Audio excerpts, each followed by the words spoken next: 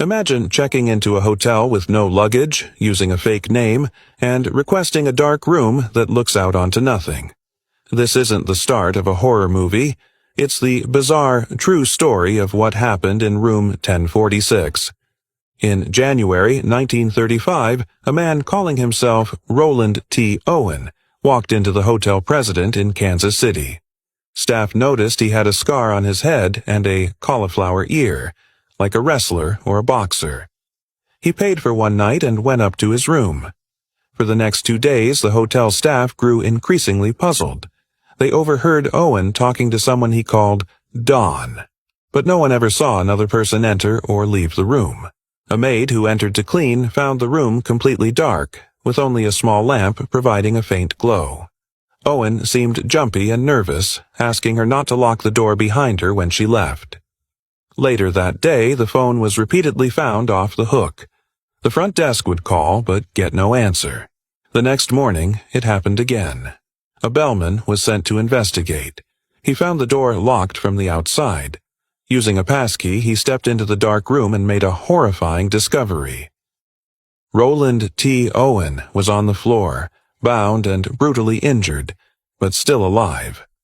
Rushed to the hospital, he was barely conscious. When police asked him what happened, who did this to him, he only muttered that he had fallen against the tub. He died shortly after, taking the secret of room 1046 with him. No wallet was ever found. The room had been wiped clean of fingerprints, and the mysterious Dawn was nowhere to be found. Months later, a relative saw his picture in the newspaper and identified him. His real name wasn't Roland T. Owen. It was Artemis Ogletree, a young man from Alabama. Why was he in Kansas City under a fake name? And, more importantly, who was in that room with him? Was Dawn a real person, or just a figment of a terrified mind? Some theories point to organized crime, a gambling debt gone wrong. Others suggest a personal dispute, maybe a jealous lover. Decades have passed, but the case remains ice cold. Room 1046 is silent now, but the question still echoes through the halls of the old hotel. Who was Dawn? What do you think happened to Artemis Ogletree? Let me know your theories down in the comments. Alright, picture this. Your parents are going out for the night and they tell you the babysitter's on the way. The doorbell rings. You open it, and standing there, in all his glory, is Jason Voorhees. Yep, hockey mask, machete, the whole deal. Now, before you start barricading the doors, let's imagine what would actually happen if Jason was your babysitter. What if, deep down, he's just a misunderstood guy who's really good with kids? First off, bedtime would never be a problem again.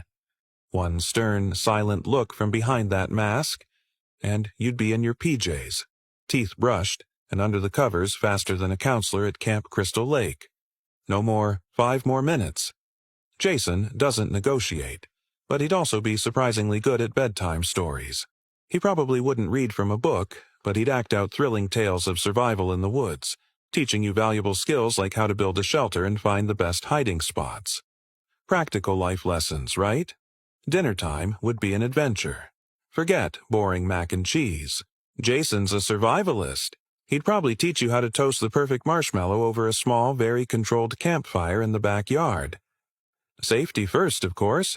He'd use his machete for expertly slicing vegetables for a campfire stew. He's all about resourcefulness. Any monsters hiding under your bed? Not on Jason's watch. He'd do a thorough sweep of the entire house, checking every closet and dark corner. You'd have the most secure night's sleep of your life. He's the ultimate monster under the bed repellent. And when your parents get home, they'd find you sound asleep.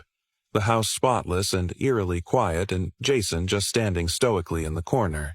He wouldn't even ask for payment, just a good review and maybe a drawing to hang up in his cabin. So, maybe Jason Voorhees isn't the monster everyone thinks he is. Maybe he just needed a career change.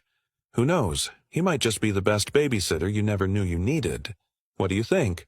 Would you hire Jason? Let me know in the comments below. And if you enjoyed this weird what if, don't forget to like, subscribe, and hit that notification bell for more. Thanks for watching.